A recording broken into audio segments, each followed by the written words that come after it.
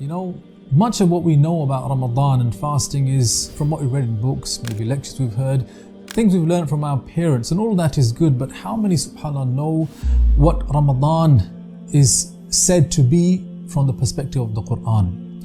And what is amazing, subhanAllah, is that there's actually only one place you need to look in the Quran to see and read what Allah subhanahu wa ta'ala has to say about it. And that is inside Surah Al-Baqarah, verse number 182 or 4 to about 187. So like 5 verses, that's all. Even though fasting in Ramadan is a pillar from the 5 pillars of Islam, that is all that is said about Ramadan inside the Quran.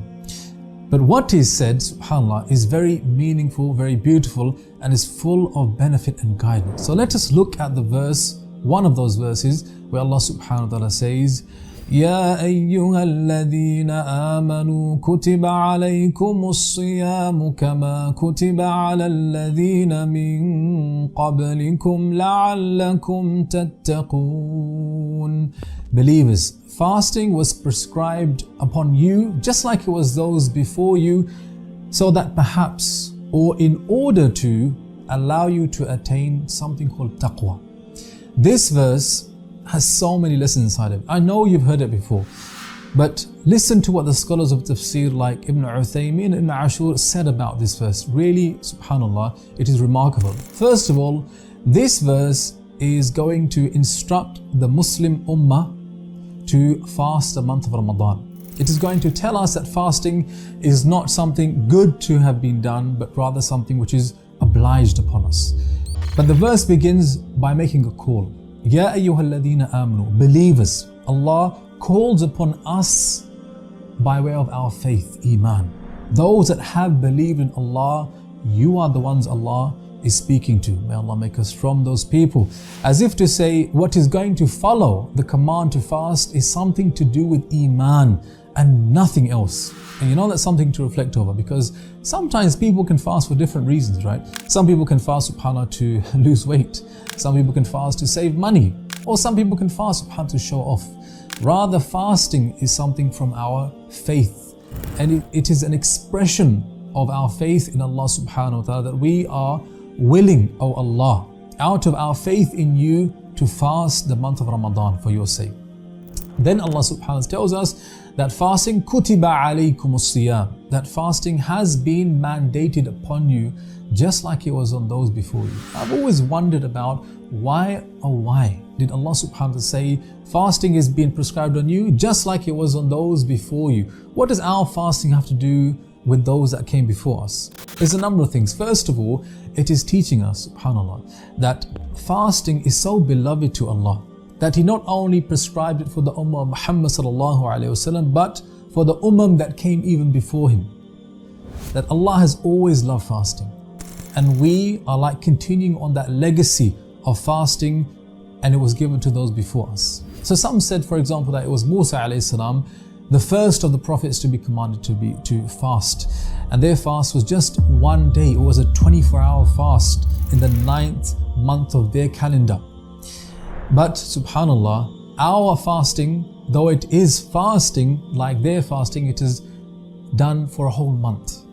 And in that there's a number of lessons. First of all, when you hear that people before us used to fast, it kind of makes it easier on us to fast, isn't it? I mean, if you're told to do something challenging and fasting the month of Ramadan in the summer when it's very hot and the days are long, it's difficult. But when you hear, hang on a minute, people came before us many hundreds of years ago and they also had to fast. Can we not also do that? Yes, we can.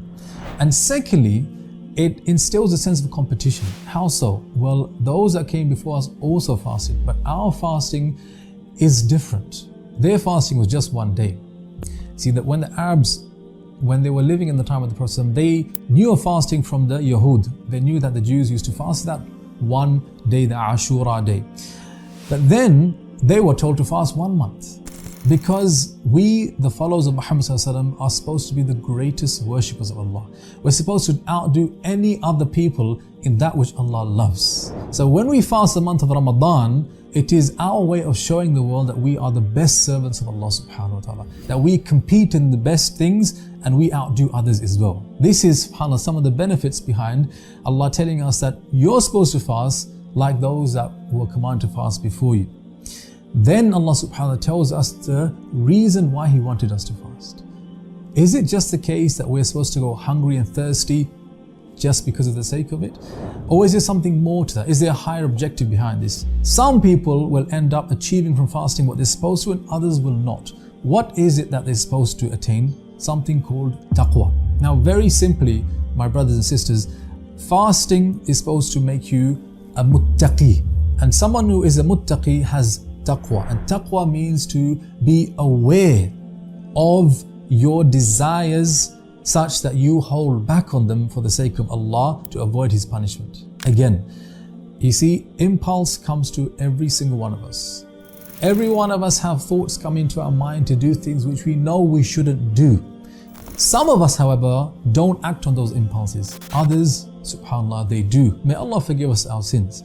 Those of us that can hold back on the impulse are those of us who have taqwa. And what will allow you to increase in your inhibition to hold back on impulse? That is fasting. This is the link between fasting and taqwa. That when we fast, we enter a spiritual state which helps us to improve on our sense of inhibition to do those things which we know we shouldn't be doing. Introducing the One Islam TV app, the ultimate destination to learn about Islam with hundreds of educational videos, lessons, and documentaries. Experience our 7 YouTube channels in one place. All content is music-free. Download the One Islam TV app now from the Apple or Google Play Store today.